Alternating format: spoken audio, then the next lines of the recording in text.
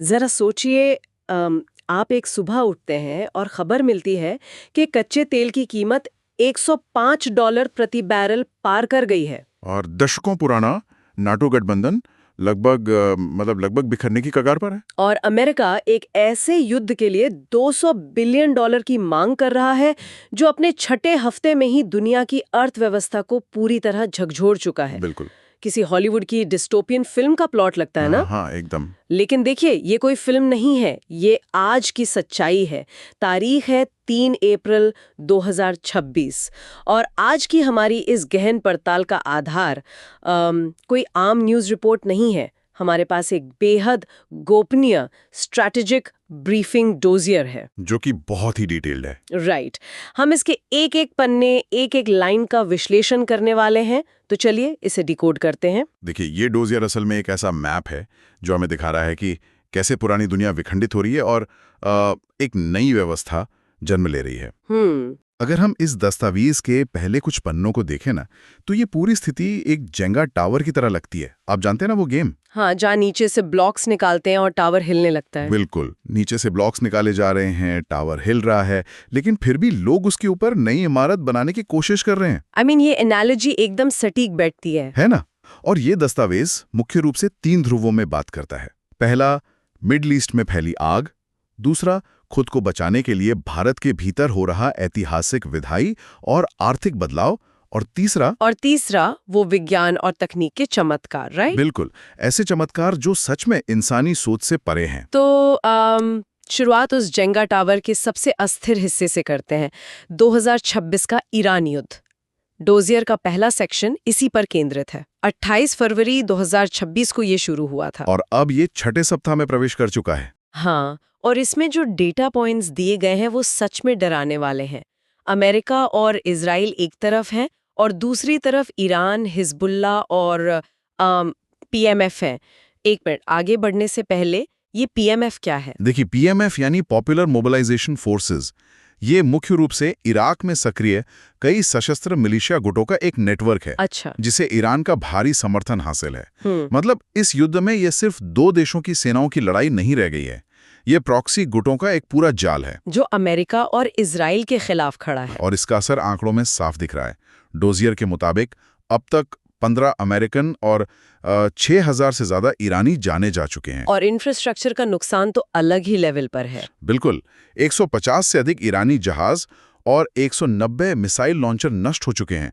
और अगर पैसे की बात करें तो $18 बिलियन अब तक धुएं में उड़ चुके हैं। और $200 बिलियन का तो बस अतिरिक्त अनुरोध किया गया है, राइट? लेकिन मुझे जो बात सबसे ज्यादा हैरान कर रही है वो है जापानीज खुफिया रिपोर्ट का वो हिस्सा जहां कहा गया है कि अमेरिका ने दारू पक्षों और पास्चर इंस्टीट्यूट पर हमले किए हैं। मतलब ये तो दवा और रिसर्च से जुड़ी जगह है ना, इन पर हमला क्यों? क्योंकि मॉडर्न युद्ध सिर्फ गोलियों से नहीं लड़े जाते हैं। खुफिया रिपोर्ट इस बात का गहरा संदेह जता रही है कि इन संस्थानों का इस्तेमाल जैविक और रासायनिक हथियार यानी बायोलॉजिकल वेपन्स बनाने के लिए किया जा रहा था। Oh wait, biological weapons? बिल्कुल। और इसके अलावा पश्चिमी ईरान के लॉन्च साइट्स तक मिसाइल पहुंचने से रोकने के लिए B1 ब्रिज को उड़ा दिया गया। ईरान के स्टील कारखानों को निशाना बनाया गया ताकि उनके हथियार बनाने की सप्लाई चेन टूट जाए। पर ईरान भी तो चुप नहीं बैठा है। कुवैत की रिफाइनरी पर जो मिसाइल हमला हुआ, राइट, कुवैत रिफाइनरी और डिसैलिनेशन प्लांट वाला हमला, उसने इस युद्ध को सिर्फ मिडल ईस्ट तक सीमित नहीं रहने दिया है। मतलब युद्ध की कीमत अब पूरी दुनिया को चुकानी पड़ेगी। लेकिन इस जेंगा टावर के गिरने का सबसे बड़ा सबूत तो नाटो का हाल है। डोजियर में ट्रंप का बयान है जहां उन्होंने नाटो को कागज का शेर कहा है। और ये बात हवा में नहीं कही गई है। देखिए, नाटो का मूल सिद्धांत था कि एक पर हमला सब पर हमला। लेकिन जब अमेरिका ने अपने यूरोपीय सहयोगियों से हॉर्मुज़ जलडमरू मध्य, जो कि दुनिया के तेल व्यापार का सबसे अहम रास्ता है, वहां सुरक्षा के लिए मदद मांगी तो उन्होंने साफ इनकार कर दिया। मतलब पश्चिमी गुटबाजी अब खत्म हो रही है। बिल्कुल, उन्होंने किसी भी आक्रामक अभियान में हिस्सा लेने से मना कर दिया। ये साफ दिखाता है कि जब असल में खतरा सामने होता है तो पुरानी संधियां कैसे टूट जाती हैं। और जब पुरानी संधियां टूटती हैं तो कुछ बहुत ही अजीब और नए गठजोड़ बनते हैं। डोजियर के अलाइनमेंट वाले पन्ने पर एक ऐसा जोड़ा है जिस पर विश्वास करना मुश्किल है, सऊदी अरब और यूक्रेन। ये बहुत ही सऊदी अरब जो हमेशा रूस और ओपेक प्लस के साथ चलता है, उसने 26 मार्च को अचानक ज़ेलेंस्की को जिद्दा बुला लिया। मिडिल ईस्ट के युद्ध में यूक्रेन का क्या काम? देखिए, यहाँ जो बात सबसे आकर्षक है वो ये कि यहाँ विचारधारा काम नहीं कर रही है। यहाँ सिर्फ और सिर्फ व्यावहारिकता यानी प्रैग्मेटिज्म काम कर रहा है। अच्छा, कैसे? इसके पीछे की मैकेनिज्म समझिए। ईरान इस युद्ध में शाहिद ड्रोन्स का भारी इस्तेमाल कर रहा है। राइट, वही ड्रोन्स जो रूस इस्तेमाल करता है? बिल्कुल, जो रूस ने यूक्रेन के खिलाफ इस्तेमाल किए हैं। अब यूक्रेन पिछले कई सालों से इन ईरानी ड्रोन्स को मार गिराने की तकनीक और रणनीतियों पर काम कर रहा है। ओह, तो सऊदी अरब को वो तकनीक चाहिए। एकदम सही। वो अपने तेल के कुओं और रिफाइनरियों को इन ड्रोन से बचाना चाहते हैं। इसलिए उन्होंने पुराने राजनीतिक रिश्तों को किनारे रखकर सीधे उस देश से हाथ मिलाया जिसके पास इस खतरे से निपटने की एक्सपर्टीज है। तो एक तरफ $18 बिलियन फूंके जा रहे हैं और पूंजी मिडिल ईस्ट से भाग रही है। जाहिर है इस ग्लोबल आग की तपिश इकोनॉमी तक भी पहुंचेगी ही। सेक्शन 2 पर आते हैं, आर्थिक झटके, जो कि बहुत तगड़े हैं। हाँ, डोजियर साफ बता रहा है कि ब्रेंट क्रूड $105 प्रति बैरल पर है। भारत के शेयर बाजार की हालत देखिए, सेंसेक्स 73,319 और निफ्टी 22,713 पर अटका है। फॉरेन पोर्टफोलियो इन्वेस्टर्स ने 17,689 करोड़ रुपए निकाल लिए हैं। और एक आंकड़ा जिसने मुझे सबसे ज्यादा चौंकाया, मैन्युफैक्चरिंग पीएमआई गिरकर 53.9 पर आ गया है, जो कि पिछले 4 साल का सबसे निचला स्तर है। श्रोताओं को समझने के लिए बता दूं कि पीएमआई यानी purchasing managers index manufacturing sector की सेहत नापता है। राइट। 50 से ऊपर का मतलब है कि सेक्टर बढ़ रहा है, लेकिन 53.9 पर आना ये दिखाता है कि बढ़ने की रफ्तार बहुत तेजी से धीमी हो गई है। जब कच्चे तेल की कीमत $105 होगी तो ट्रांसपोर्टेशन से लेकर मशीन चलाने तक हर चीज की इनपुट कॉस्ट बढ़ जाएगी। लेकिन यहाँ एक बड़ा सवाल है, मेरा मतलब है एक विरोधाभास है। अगर इनपुट कॉस्ट बढ़ रही है, माल बनाना महंगा हो रहा है, विदेशी निवेशक पैसा निकाल रहे हैं, तो इसी डोजियर में ये क्यों लिखा है कि टीसीएस, इन्फोसिस और एचसीएल टेक जैसी आईटी कंपनियों के शेयर 1.8 से 3.5% तक ऊपर गए हैं? हाँ, ये दिलचस्प है। जब पूरी दुनिया की इकोनॉमी हिचकोले खा रही है तो आईटी सेक्टर क्यों चमक रहा है? इसे दस्तावेज में सेक्टोरल डुअलिटी कहा गया है। मतलब एक ही अर्थव्यवस्था में 2 सेक्टर बिल्कुल अलग दिशाओं में जा रहे हैं। ओके। देखिए, ऑटो और फार्मा सेक्टर कच्चे माल पर निर्भर करते हैं, जो अब महंगा हो गया है। साथ ही अमेरिकी टैरिफ का डर है। लेकिन आईटी सेक्टर भौतिक माल पर नहीं बल्कि सॉफ्टवेयर और लंबी अवधि के कॉन्ट्रैक्ट्स पर चलता है। तो तेल के दाम बढ़ने से उनकी लागत नहीं बढ़ती? बिल्कुल नहीं।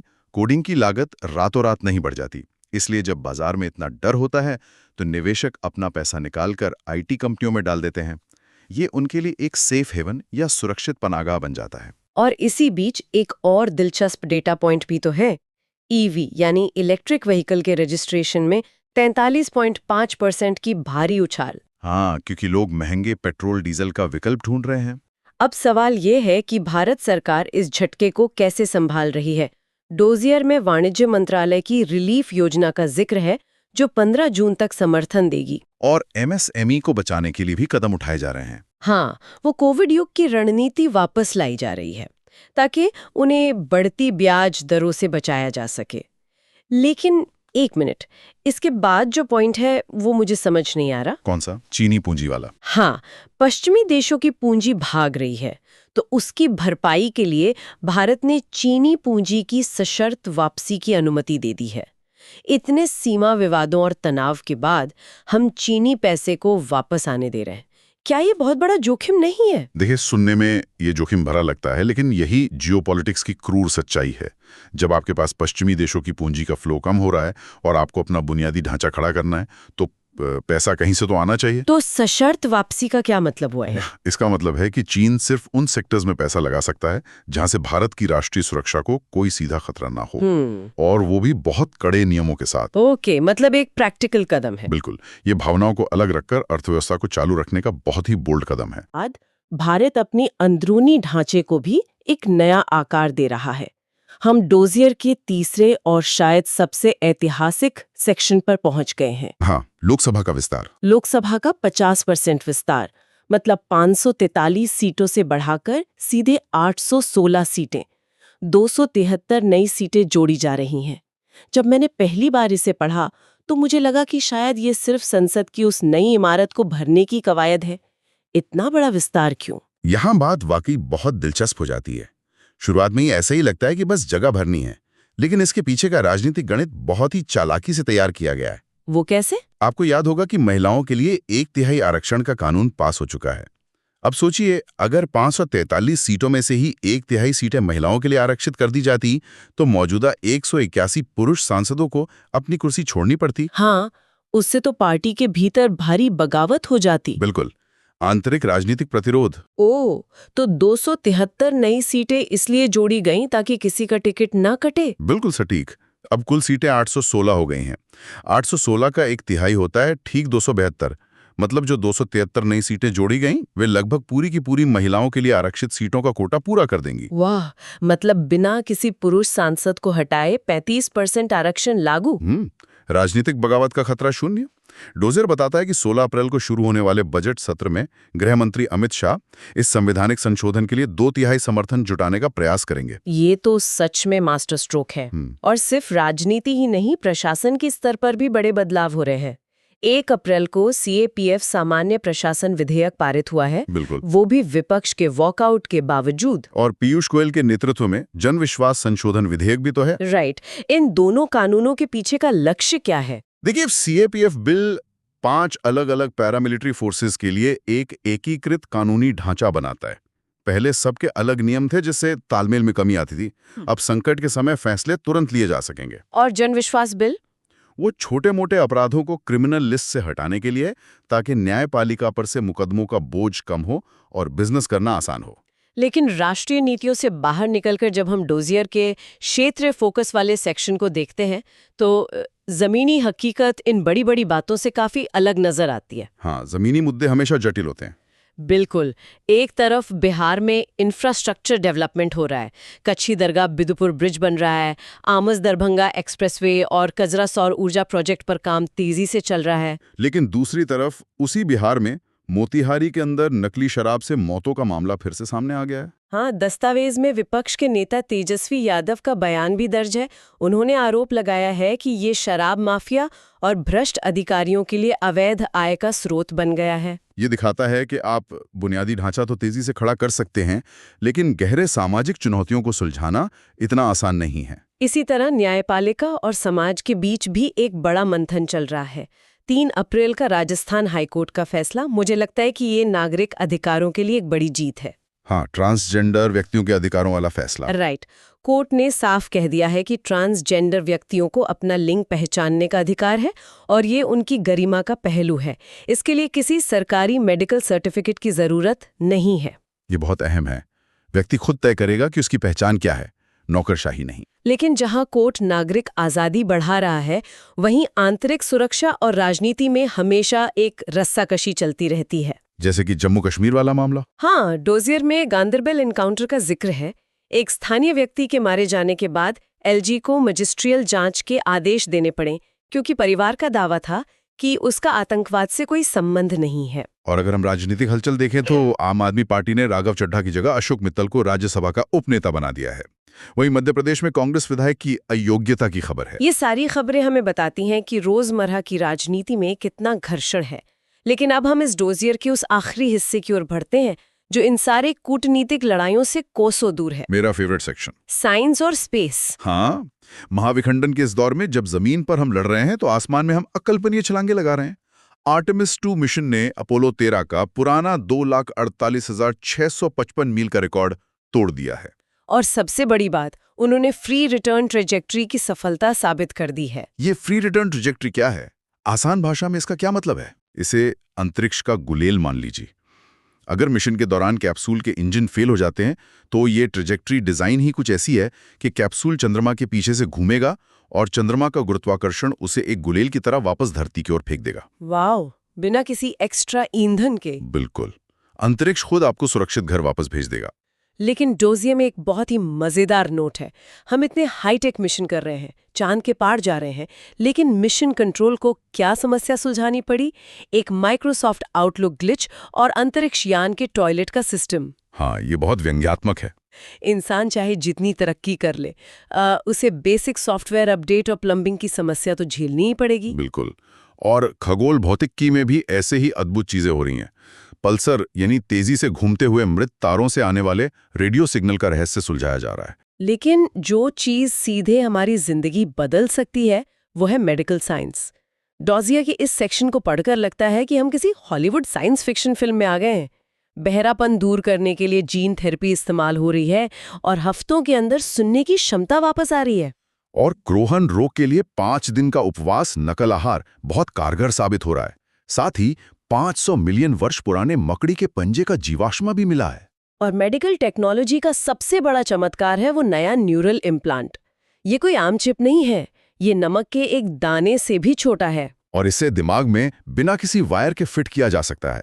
यह आपके दिमाग की गतिविधि को वायरलेस तरीके से ट्रैक कर सकता है। हम शरीर के अंदर से डेटा को ऐसे ट्रांसमिट कर रहे हैं जैसे कोई वाईफाई राउटर हो। और आखिर में बात जब मानवीय क्षमता की आती है तो खेल जगत में भारत का दबदबा कैसे भूल सकते हैं। 2026 T20 वर्ल्ड कप ऐतिहासिक जीत, लगातार दूसरा खिताब जीतने वाली पहली टीम। और फाइनल का स्कोर देखिए, 255 रनों का विशाल स्कोर। संजू सैमसन के 89 और फिर अभिषेक शर्मा की सिर्फ 18 गेंदों में 50। 96 रन के अंतर से जीत ही कोई छोटी बात नहीं है। बिल्कुल। और सिर्फ क्रिकेट नहीं, एशियाई बॉक्सिंग में भी हमारा प्रदर्शन शानदार रहा। हालांकि आईपीएल 2026 में स्लो ओवर रेट के जुर्माने का भी संक्षिप्त उल्लेख है डोजियर में, पर ओवरऑल खेल परिदृश्य बहुत पॉजिटिव है। तो अगर हम इस पूरे 3 अप्रैल 2026 के दस्तावेज को समेटें तो ये डोजियर असल में महाविखंडन के बीच दिशा निर्देशन का ब्लूप्रिंट है। बिल्कुल। एक और 20वीं सदी की विश्व व्यवस्था चरमरा रही है।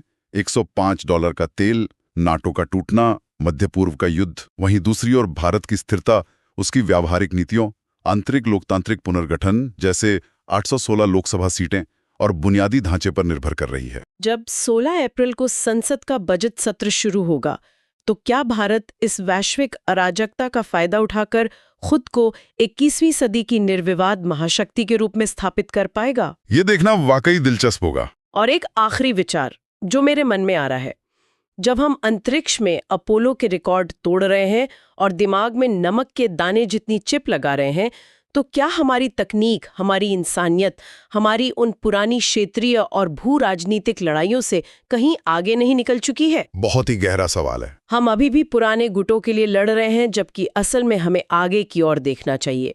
तो आज के इस डोजियर की गहन पड़ताल में बस इतना ही। इस विचार पर गौर जरूर कीजिएगा। हमारे साथ जुड़ने के लिए धन्यवाद।